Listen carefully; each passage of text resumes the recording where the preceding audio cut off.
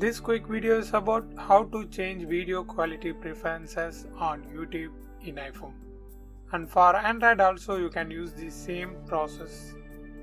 Okay, for example, if you want to try to change the quality on video, it only applicable to that particular video, not for all videos.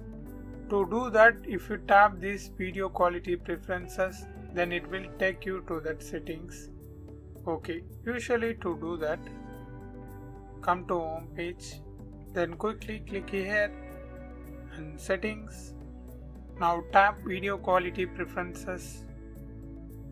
Yeah, first open on mobile network.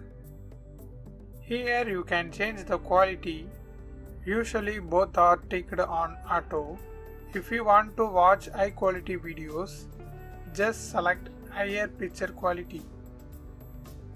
And if you want to only watch video, quality was not important means, select this data saver. Let's back. Then select the same settings on Wi-Fi.